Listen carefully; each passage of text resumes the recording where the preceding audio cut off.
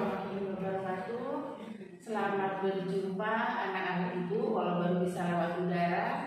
Baik, pada kesempatan ini ibu akan coba hantarkan satu pemahaman atau informasi mengenai apa itu sekolah ramah anak.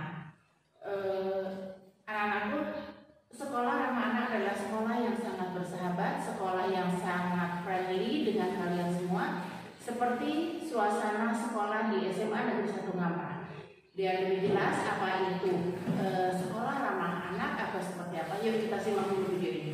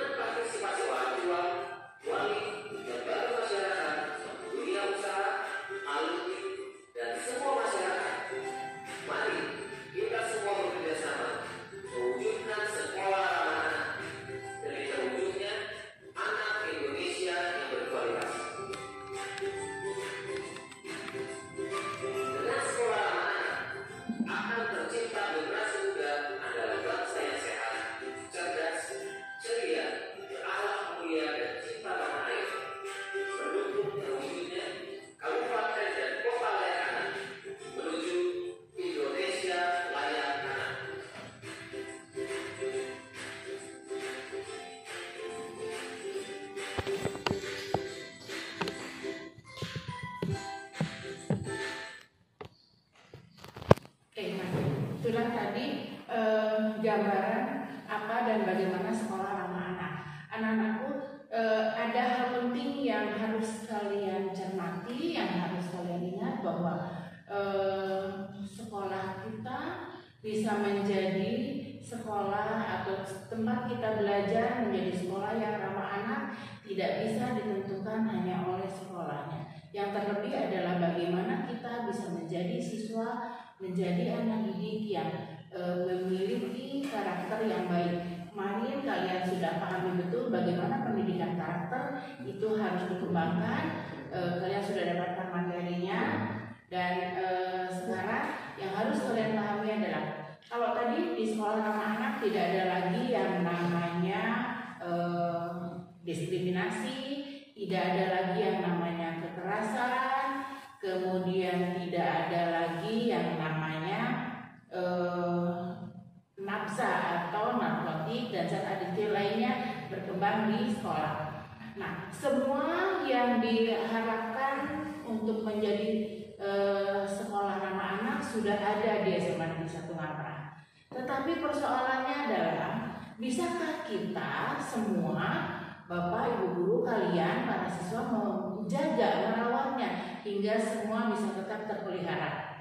Karena misalnya toilet yang kita gunakan, itu kita yang gunakan, tentu kita harus juga ikut pelihara kebersihannya. Walaupun ada petugas kebersihan, lingkungan sekitar, tumbuhan ataupun tempat kita bermain itu sudah tersedia, maupun pojok baca ada. Seperti tadi, salah satunya adalah adanya arena kreativitas. Kita ada panggung terbuka. Nanti kalau kalian sudah saatnya masuk sekolah, kalian bisa keliling, minta antar kakaknya, kalian bisa lihat. Semua yang digambarkan itu ada. Jadi tinggal bagaimana kita bisa memelihara itu semua. Nah, yang lebih penting adalah, yang harus diingat adalah apa yang sebaiknya kalian lakukan, apa yang menjadi kewajiban kalian. Ini adalah kewajiban yang harus kalian ingat. Kalian harus tetap hormat pada orang tua, pada wali kalian, pada bapak ibu guru, pada orang yang lebih tua. Kemudian kalian tetap bisa mencintai keluarga, masyarakat, dan teman dengan tulus tanpa melihat apapun itu. Kalian bisa juga lebih punya jiwa patriotik, mungkin ya, nilai cinta tanah air, bangsa, dan negara, karena kalian sebagai penerus. Kemudian juga kalian bisa menunaikan ibadah dengan kualitas yang lebih baik dibanding yang lalu. Kemudian juga kalian bisa lebih memperdalam pelajaran agama sesuai dengan keyakinan masing-masing. Yang terpenting juga kalian tetap memiliki etika dan akhlak yang mulia, yang baik, yang sesuai dengan keyakinan, yang sesuai dengan nilai-nilai ketimuran kita. Itu yang harus kalian catat. Kemudian bagaimana itu semua bisa terwujud dengan baik? Tentunya sekolah ini harus punya lingkungan yang cinta damai. Jadi tidak ada lagi kekerasan, baik itu kekerasan bullying verbal. Artinya kemudian bullying non verbal, kemudian ada bullying relationship, kemudian ada juga bullying cyber. Apa itu bullying verbal? Nah ini dia, misalnya lewat kata-kata, entah itu kalian gibah atau gosip, kemudian mencela atau memfitnah, atau kalian membuat ancaman itu bukan itu, tapi dengan kalian melakukan tekanan yang bisa mengganggu kenyamanan hati teman kalian, itu adalah bentuk ancaman. Itu adalah bentuk bullying atau perundungan verbal, kata-kata. Itu yang juga harus kita hindarkan di lingkungan sekolah ini. Kemudian ada bullying non verbal. Salah satunya adalah bullying non verbal itu kalian lewat fisik ya, misalnya kalian menatap dengan sinis atau mencibir juga bisa, sehingga kesannya kalian merendahkan orang lain. Kemudian kalian juga banyak menonton hal-hal yang bisa mengganggu emosi kalian, sehingga kalian mudah sekali melakukan recehan atau bullying ya. Kemudian mengancam karena merasa kalian punya power, punya kekuatan, atau ada kakak kelas sehingga kalian, nah ini yang paling tidak boleh. Kemudian juga kalian membiarkan teman baik itu sehingga tidak masuk dalam kelompok atau tidak punya teman, itu juga satu hal yang tidak boleh kalian lakukan. Kemudian kalian memanipulasi persahabatan, artinya tidak tulus dengan pertemanan yang kalian jalin. Entah itu kalian hanya ingin memanfaatkan saja, atau kalian ingin menyembunyikan kelemahan kalian untuk pura-pura berteman. Begini kan, yang ujung-ujungnya nanti muncul perselisihan apa klik. Biasanya di anak wanita seperti ini sering terjadi. Itu mungkin untuk non-verbal. Nah, kemudian ada juga bully relasional. Apa itu bully relasional? Kalian pernah merasakan begini, kita seperti tidak punya kepercayaan diri karena teman-teman sudah belum menjudge kita tidak bisa apa-apa, melabel, menuduh, si ini mah ada sini menjadi kacau. Nah itu ya, karena itu tidak boleh. Kemudian juga mengabaikan, kalian merasa siapa mah tidak ada peranannya, tidak akan bisa berbuat apa-apa, sudah anggap aja nggak ada walaupun hadir. Nah itu juga tidak boleh. Kemudian mengucilkan, misalnya nih kalau nanti kalian sudah berada di kelas bertatap muka, mengucilkan kalian dalam kelompok, jangan diajarkan, nggak usah bawa, dia tidak usah disertakan dalam kelompok kita karena dia malas, karena dia itu. Nah itu mengucilkan, itu juga tidak boleh ya. Itu yang menjadi bully yang secara tidak sehat juga. Kemudian bercanda, mungkin sering kita bercanda tapi bercandanya akhirnya jadi jatuhnya mengejek. Entah itu mengejek arahnya ke body shaming, misalnya si gendut, si tenang gitu, atau misalnya ke arahnya ke biasanya ada suara semua orang bicara, kalau burung bebek, nah itu kan ini yang harus kalian hindarkan. Atau kalian punya penilaian yang lebih berlebihan ya, misalnya sesuatu tuh nggak nggak serumit itu, nggak separno itu, tapi kalian sudah berubah membuat pikiran yang terus, wah nanti saya bisa dirugikan nih kalau berteman dengan gitu ya. Nah itu juga harus kalian hindarkan sehingga nanti kalian akan lebih punya rasa nyaman. Sekarang ini semua mungkin menjadi satu hal yang belum kalian rasakan karena kita masih belajar dengan jarak jauh, kita masih BDR. Tapi nanti ketika kalian sudah berada di sekolah ini, kalian akan bisa merasakan betapa ternyata keramahan di sekolah itu menjadi sesuatu yang penting yang bisa mendukung kalian bisa belajar dengan baik. Nah, kemudian ada bullying di ruang cyber sekarang karena memang multimedia atau dunia maya sudah sangat begitu dahsyatnya, sehingga kadang kita sering melakukan tekanan-tekanan lewat cyber, entah itu lewat fasilitas multimedia, entah itu lewat gambar-gambar atau apapun itu yang bisa kalian lakukan, atau lewat medsos yang paling banyak dilakukan. Kalian awalnya bercanda tapi karena kelewatan hingga itu jadi menimbulkan satu penekanan, hingga itu akibatnya menyinggung orang. Nah, makanya muncullah undang-undang ITE. Nah, itu yang nanti juga harus kalian pahami agar kalian bisa punya portal ketika bermain medsos. Ini bullying di dunia cyber. Kemudian masih juga berkaitan dengan medsos. Misalnya voicemail, voice note yang kalian kirimkan itu semua yang juga tujuannya hanya untuk memberikan apa ya namanya kalau gitu ya, meremehkan, walaupun tadinya kalian tidak berniat mau mengejek, tapi karena menganggap bercandanya kelewatan, akhirnya itu menimbulkan jadi masalah. Sehingga ini yang juga yang harus kalian lakukan. Nah, masih satu karakter dengan mengirimkan email negatif, tekanan-tekanan semacam itu juga sebaiknya tidak dilakukan. Itu adalah bagian dari bullying juga atau dari perundungan. Nah, juga yang harus kalian hindari adalah ketika kita membuat situs atau kita mengupload baik di IG ataupun di YouTube mengenai apa yang kita lakukan, apa yang kita lihat, sebaiknya itu kita pertimbangkan. Tidak apakah itu sesuai dengan etika norma kita, baik norma agama, norma adat, norma ketimuran kita, ataukah itu justru akan membuat dan merugikan orang lain ataupun diri kita sendiri. Itu juga bagian dari hal yang disebut yang bagian dari bullying dari ruang siber, ya. Itu juga yang harus kita hindarkan.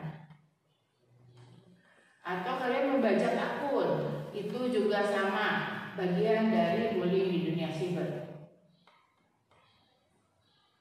Nah, kalau itu semua tadi adalah rentetan sekolah ramah anak ketika nanti kalian bertatap muka di sekolah. Kemudian bagaimana dengan saat sekarang ini kalian belajar di rumah? Apa yang bisa kalian lakukan agar kalian bisa merasa senang?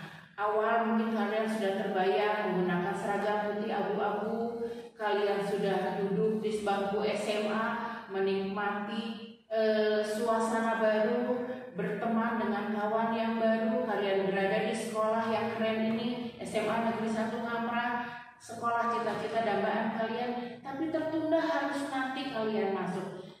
Tapi tetap kalian punya kewajiban untuk bisa memenuhi sebagai pelajar, yaitu belajar BDR, belajar dari rumah. Lantas apa yang harus kalian lakukan? Kalian bisa belajar, bisa tetap gembira, tetap ceria belajar dari rumah. Yang pertama, kalian harus tetap bisa punya niat kalian untuk belajar. Jadi kalau belajar dari manapun itu bisa dilakukan. Pertama niat, tentu ketika kalian sudah berniat mau belajar pagi, kalian setelah sholat subuh kemudian bersiap diri seperti kalian mau sekolah, mandi, sarapan, baru kalian coba ikutin arahan untuk kegiatan belajar di hari itu. Semua kalian ikutin hingga selesai. Tapi kan hanya sampai pukul 12. Setelah itu apa? Kita tidak bisa beraktivitas yang lain. Seperti kata kalian tahun kemarin, masih bisa berkegiatan OSIS, eskul. Kalau sekarang ini apa? Banyak hal yang bisa kalian lakukan. Ketika kalian di rumah, kalian bisa manfaatkan waktu istirahat. Entah itu kalian gunakan untuk menulis, mengasah kemampuan menulis, bercerita tentang ketika kalian pengalaman di SMP, atau mungkin kalian punya cita-cita, punya obsesi, kalian bisa tuangkan, bisa tulis, atau kalian bisa kembangkan hobi kalian yang lain, yang hobi nyanyi, hobi main musik, hobi berketerampilan, hobi berolahraga, itu juga bisa tetap kalian kembangkan. Kalian juga bisa tetap berbakti, membantu orang tua. Kalian bisa terus meningkatkan kualitas keimanan dan ibadah kalian dengan mengikuti berbagai kegiatan yang bisa kalian tempuh. Hingga malam hari kalian masih bisa banyak mengisi kegiatan. Kalian jangan lupa tugas-tugas yang harus diselesaikan tetap kalian kerjakan. Semua ritme yang harus dituntaskan dengan berkaitan dengan kegiatan belajar kalian selesaikan. Ketika ada kesulitan, kalian bisa berkomunikasi dengan Bapak Ibu guru. Kalian bisa mulai belajar kenal lewat dunia maya dulu. Karena sudah masuk di kelas, kalian bisa sapa temannya, namamu, dari sekolah mana, alamatmu di mana. Bisa komunikasi dulu lewat WA atau lewat multimedia ataupun lewat medsos. Kalian bisa komunikasi dulu sampai nanti saatnya kalian bisa saling berjumpa, kalian sudah bisa bertemu dengan lebih akrab. Dari semua ini yang terpenting adalah sekolah ramah anak tidak bisa diciptakan, diwujudkan hanya oleh sekolah. Sekolah ramah anak menjadi kewajiban kita semua. Kewajiban sekolah, kewajiban Bapak Ibu guru, kewajiban kalian sebagai warga belajar. Kenapa? Karena sekolah hanya bersifat memfasilitasi. Ketika fasilitas itu bisa kalian manfaatkan dengan baik, kalian rawat dengan baik, insya Allah semua akan baik-baik saja.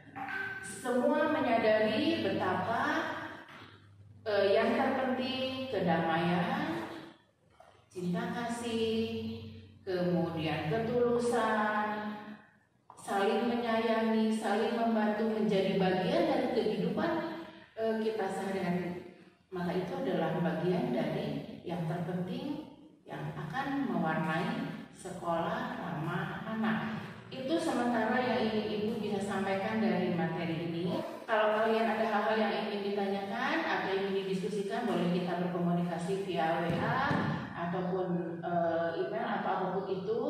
Nanti kalian bisa minta nomor Ibu sama kakak kalian, atau kalian bisa nanti Bapak Ibu di tim BK SMA Negeri 1 Ngapra. Itu saja sementara. Terima kasih. Wabillahi taufiq. Assalamualaikum warahmatullahi wabarakatuh.